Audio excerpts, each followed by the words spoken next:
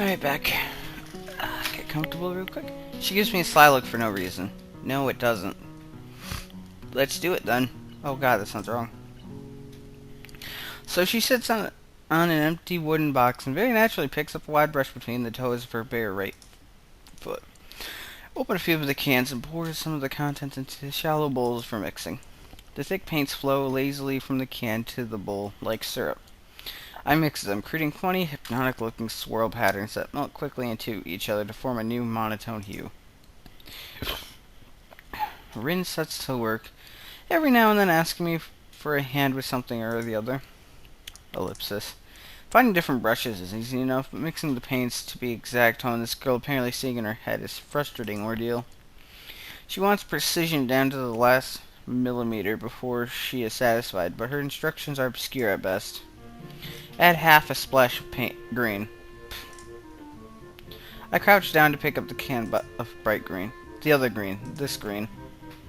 I carefully pour some of the other green paint into the mixing bowl. No, that's almost a whole splash. More white. Is green a good color to add?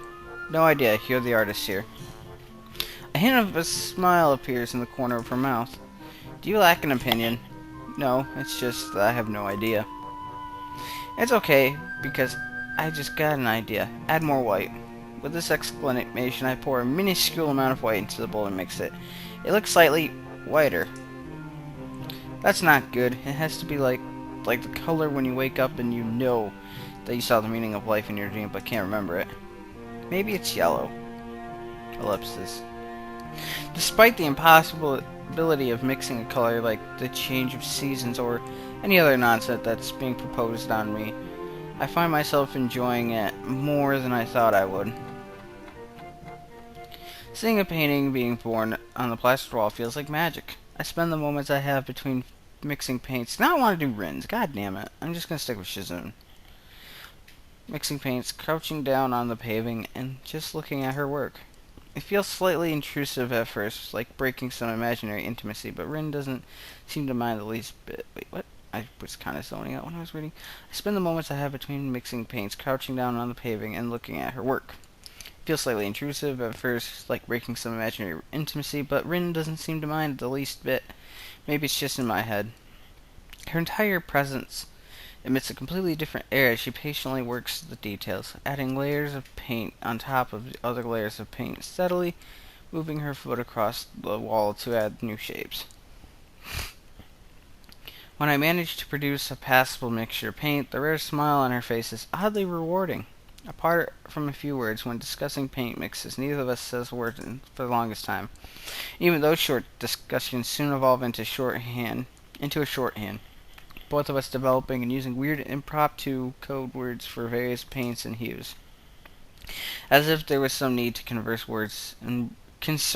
words and breath and sound.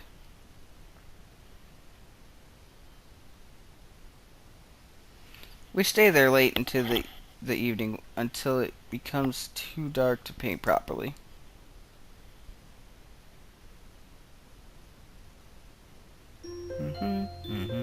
Katawa Shoujo.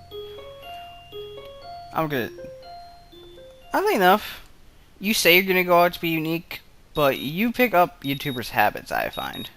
Like that. That's Chilled Chaos is what he would do.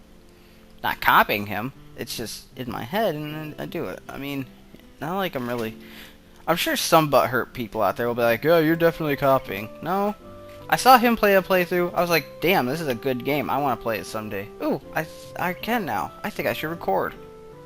Bam. I always hated the butthurts who were like, "You're copying." No, you're copying. If, let's say, I introduced myself, I was like, "Hey, what's up, homies? This is Sly Fox Sound." That's copying. Because obviously. But it's not. Because it's... No. Anyways, now that I got that mini rant out of the way, the sound of an alarm pulls me out of the fitful slumber and into the unpleasant state of wakefulness. I linger under the blanket for a few minutes, gathering energy to rise up while making excuses for why I already haven't.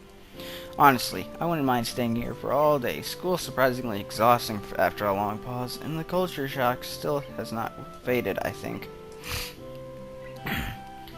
Still, despite getting an impression that skipping class is easy here, I don't think they are going to let me get away that easily. And the nurse is bound to keep breathing down my neck with talk of exercising as well. So eventually I do rise up, swallow the morning medication, and put on my old soccer clothing. Thanks to my condition, I am exempted from taking part in gym classes at Yamaku, so I didn't get issued with a gym outfit. I'd order some to cover such a contingency, but wearing an old soccer clothes is kind of nostalgic. Wearing my old, not an old. Okay, there we go. Feeling nostalgic if I missed that reading. I can't use them for that anymore, so maybe they can get a new life this way, a bit like me. Seems a bit stupid to me, really. But I suppose this way, at least I can tell the nurse honestly that I'm doing something about my health. Not that I was ever much of a runner to begin with. Can't hurt to try, I guess. I'm surprised to discover that I'm not the only person present at the track. Not just that, but it's a face I've seen before. The prosthetic-legged girl who bowled me over in the hallway yesterday is running the track lithely, like a half-mechanical gazelle. What was her name again? It was a short one, but I can't remember. She seems to be running laps at somewhat easy lope, her prosthetic's legs clacking rhythmically at the on the hard track surface. I wonder what reason she has for running this early in the morning. Maybe it's something akin to mine, and the nurse is oppressing the poor girl to jog like he is oppressing me. I certainly wouldn't be here if it weren't for my health and his prompting me to do so. Even with these things being like they are, it's only because I wanted to get it out of the way early.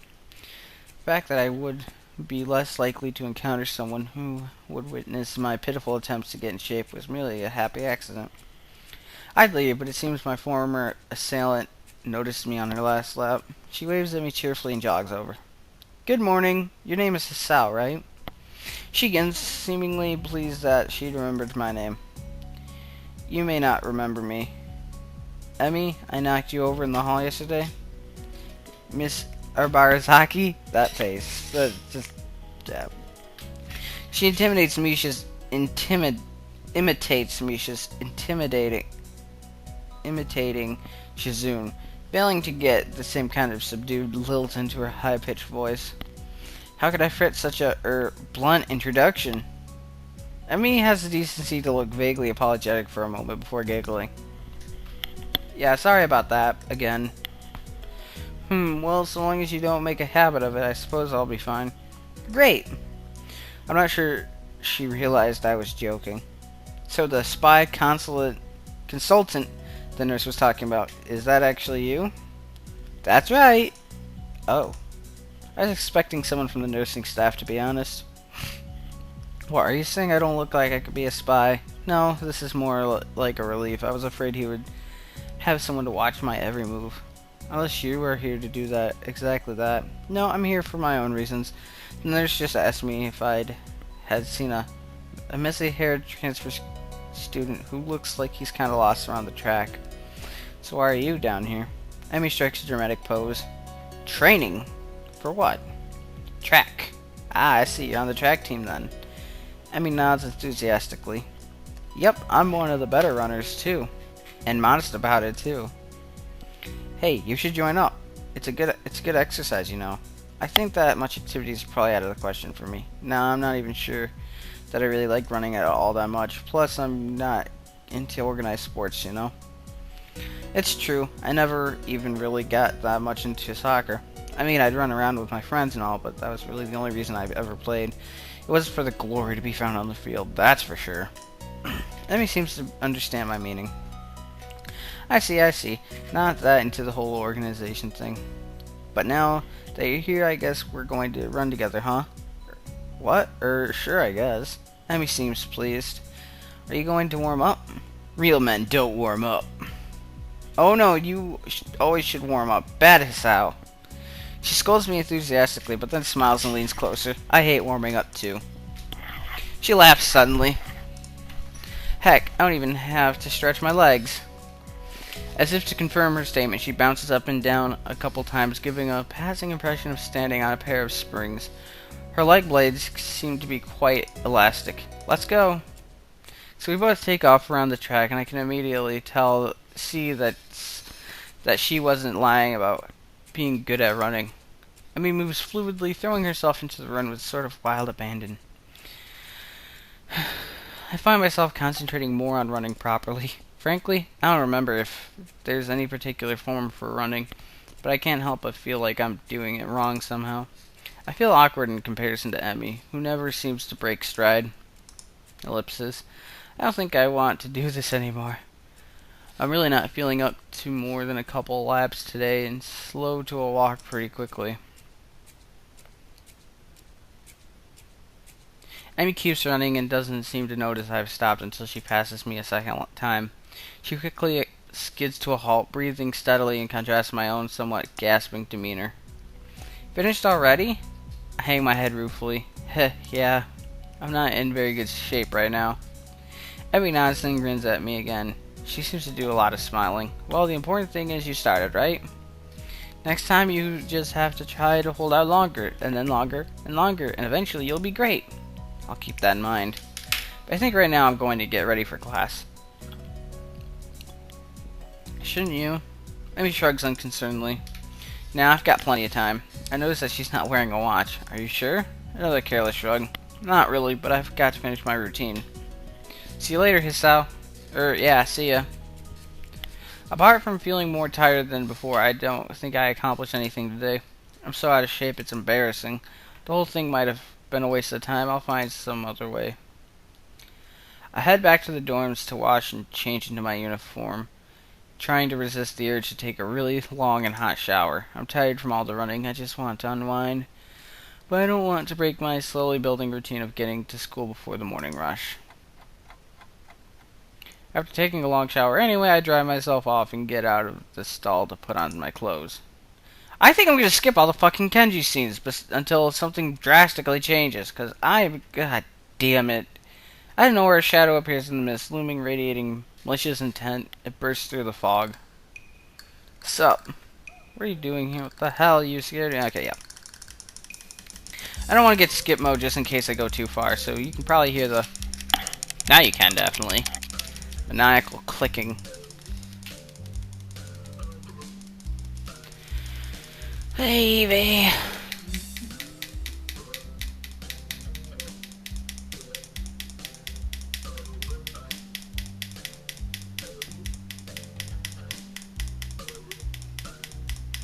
See, this would take like 5 minutes to go through. That's like 5 minutes we could actually get to the new stuff.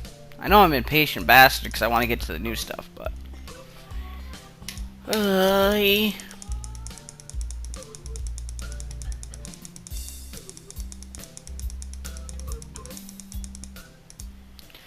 Okay. That is time I will never get back. I'll get him for this somehow. See? Even Hisao is like, yeah, this is a waste. But right now I have to get to class. I'm the first person in class today, although I think I'm a little too early.